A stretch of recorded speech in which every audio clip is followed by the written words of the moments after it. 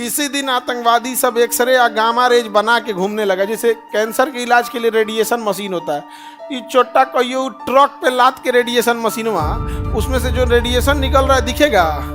आतंकवादियों को जितना हम लोग टॉर्चर करेंगे ना, मतलब हम लोग तो आतंकवादियों का कोई नहीं, हम लोग तो निपटा देते हैं, बंदूकें से निपटाते हैं। इसीलिए हम लोग किसे निपटाते हैं? बंदूक से, ताकि वो बंदूकें भर रहा है, ये बंदूक हम इससे खतरनाक लाएंगे। तो अगर आप ऊर्जा बना लिए हैं और कंट्रोल नहीं करेंगे तो क्या हो जाएगा? ब्लास्ट हो जाएगा। क्या हो जाएगा? ब्लास्ट हो जाएगा। पाकिस्तान मजबूत है कि खतरनाक है? मजबूत। अमेरिका आज तो जब मजबूत भी और खतरनाक। किसी दिन आतंकवादी सब एक्सरे या गामा रेज बना के घूमने लगा। जैसे कैंसर के इलाज के लिए रेडिएशन मशीन होता है, ये छोटा कहियो ट्रक पे लाद के रेडिएशन मशीन हुआ, उसमें से जो रेडिएशन निकल रहा है दिखेगा। और कहीं जो छोटा लाद के लगा सब एने ओने भर बाजार मार दिया सब, तो जहाँ तहाँ टपका देगा सभी सब्जी, बहुत दिक्कत हो जाएगा। और ये आतंकवादियों को जितना हम लोग टॉर्चर करेंगे ना, मतलब हम लोग तो आतंकवादियों का कोई नहीं, हम लोग तो निपटा देते हैं, बंदूकें से निपटाते हैं। इसीलिए हम लोग किसे निपटाते हैं? बंदूक से, ताकि वो बंदूकें भर रहा है, ये बंदूक हम इससे खतरनाक लाएंगे। अमेरिका कुछ से कुछ करता है, टेक्नोलॉजी लाएगा, मोबाइल फोड़ देगा, कभी कुछ फोड़ देगा, तो वो सब भी ईगो पे लेता है, कहता है रुक तो हम बताते हैं। अब भुगतना पड़ेगा हम लोग को। अमेरिका दूर है, वहाँ पे भीड़ भाड़ वाली आबादी नहीं है। तो परमाणु बम समझ में आ गया कि नहीं आ गया? एग्जैक्ट ऐसे ही होता है हाइड्रोजन बम। एग्जैक्ट ऐसे ही क्या होगा? हाइड्रोजन बम होगा। हाइड्रोजन बम में बस क्या होगा कि छोटे नाभिक क्या बन जाएंगे? बड़े। और इसमें बड़ा से क्या होता है? छोटा। तो विखंडन और संलयन में, विखंडन तो देख लिए, विखंडन में एक अच्छाई ये है कि आपका मन, आप विखंडन को कंट्रोल कीजिए या कंट्रोल नहीं कीजिए। आपका मन आप क्या कर सकते हैं? कंट्रोल कर सकते हैं। आपका मन आप कंट्रोल नहीं कर सकते। तो अगर आप ऊर्जा बना लिए हैं और कंट्रोल नहीं करेंगे तो क्या हो जाएगा? ब्लास्ट हो जाएगा। क्या हो जाएगा? ब्लास्ट हो जाएगा। ब्लास्ट हो जाएगा। कंट्रोल कर दिए तो ब्लास्ट नहीं होगा। अब आप जैसे कंट्रोल करेंगे तो हम यूज कर सकते हैं। जैसे सबसे अच्छा एग्जांपल आप समझिए, गैस सिलेंडर। गैस सिलेंडर में रेगुलेटर है आपके पास, आप गैस से निकलने वाले गैस को रेगुलेट यानी कंट्रोल कर सकते हैं, अपने यूज में ले लेते हैं। और जिस दिन यू कंट्रोल के बाहर गया, ब्लास्ट कर देता है। क्या कर देता है? ब्लास्ट। एग्जैक्ट वही है परमाणु विखंडन भी।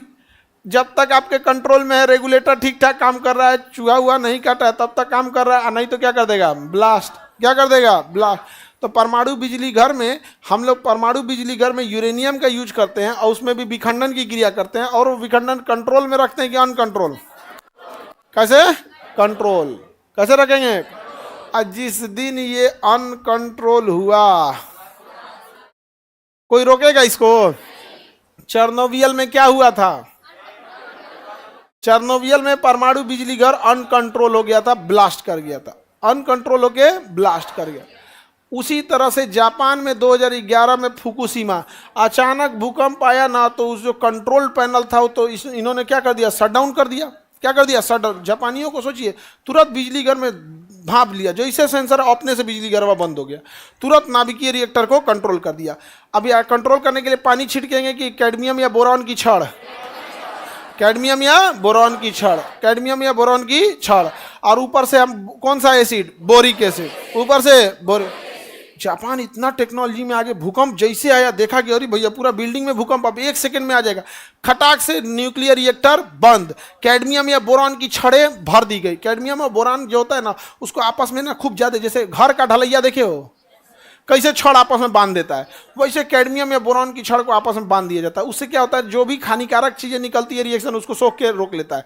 और जो बाकी थोड़ा मोड़ा लीकेज होगा उसको कौन सा एसिड रोक लेगा? Boric acid. खटाखट छिड़काव कर दिया।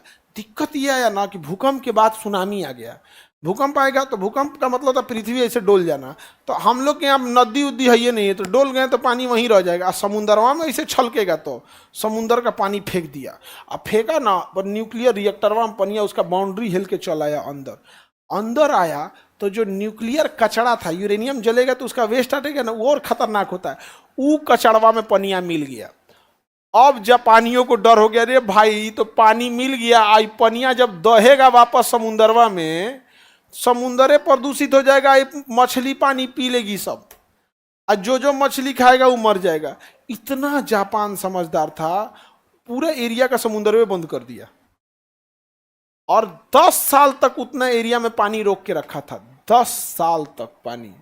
और पानी को पूरा रोक के प्यूरिफाई किया था कितने साल तक, और तब वो पानी छोड़ा था कहाँ पर, जब समुद्र में पानी छोड़ा ना तो वहाँ के लोग मछुआरे भाग गए सब।